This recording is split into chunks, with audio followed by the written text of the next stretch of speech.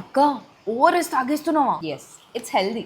తెలియక ముందు వరకు ఇదే ఓఆర్ఎస్ఎల్ని తాగా. తెలిసిన తర్వాత ఓఆర్ఎస్ని మాత్రమే ప్రిఫర్ చేస్తాం. డాక్టర్ శివరంజని గారు 8 years కన్సిస్టెన్సీగా ఓఆర్ఎస్ఎల్కి యాంటీగా ఫైట్ చేసిన తర్వాత నౌ ఇండియాలో ఓఆర్ఎస్ఎల్ని బ్యాన్ చేశారు. ఎఫ్ఎస్ఎస్ఐ ఏదైతే ఓఆర్ఎస్ఎల్ అనే పేరుతో బయటికి తీసుకొచ్చిన ప్రతి ప్రోడక్ట్ని బ్యాన్ చేయడం జరిగింది.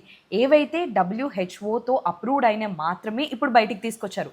కానీ ఏవైతే మల్టీనేషనల్ కంపెనీస్ ఓఆర్ఎస్ఎల్కి ఇన్వెంట్ చేశాయో అవన్నీ కూడా హైకోర్టుకి ఢిల్లీలో పిటిషన్ వేసుకున్నాయి. ఇది మాకు సడన్ అనౌన్స్మెంట్ కదా, మాకు 180 crores worth of already production అంతా కూడా బయటకు వచ్చింది. ఇప్పుడు దాన్ని అమ్ముకోవద్దు అంటే కష్టం కదా, వీటి వరకు అమ్ముకోవడానికి ఛాన్స్ ఇవ్వండి అని కోర్టు కూడా దానికి అగ్రీ చేసింది. అంటే 180 crores ఆఫ్ వర్త్ ఉన్న ప్రొడక్షన్ ఉందో అదంతా కూడా పబ్లిక్లోకి వదిలేస్తారు అండ్ పబ్లిక్ కూడా దాన్ని పర్చేస్ చేసుకొని హ్యాపీగా తాగొచ్చు. మనకి హెల్త్ బాగాలేదు అనగానే ఫస్ట్ ప్రిఫర్ చేసేది ఓఆర్ఎస్ఎల్. మోస్ట్లీ చిన్న పిల్లలు ఎవరైతే డయేరియాతో బాధపడతారో అలాంటి వాళ్ళకు కూడా మనం ఫస్ట్ తీసుకువెళ్ళి ఇచ్చేది ఓఆర్ఎస్ఎల్. దీనివల్ల పిల్లలు ఎంత ఎఫెక్ట్ అవుతారో తెలుసా? కొత్త కొత్త డిసీజెస్ కానీ ఇంకా వాళ్ళ యొక్క హెల్త్ పాడవడానికి ఇది మంచిగా హెల్ప్ చేస్తుంది అనమాట. ఇక్కడ చూస్తున్న ఓఆర్ఎస్ఎల్ 45 రూపీస్కి దొరికితే ఏ ఓఆర్ఎస్ ఇది జస్ట్ మనకి 20 రూపీస్లోనే దొరుకుతుంది. ఇది మనకి చాలా ఈజీ వేలో తాగేయచ్చు. కానీ ఇది మాత్రం జస్ట్ వాటర్లో మిక్స్ చేసుకోవాలి కదా, టైం వేస్ట్ పని. అందుకనే మనం అన్హెల్దీ థింగ్ని మాత్రమే చూస్ చేస్తాం. ఓఆర్ఎస్ఎల్ అని ఏదైతే ఉంటుందో దాన్ని కంప్లీట్గా కొనడం ఆపేసేయండి.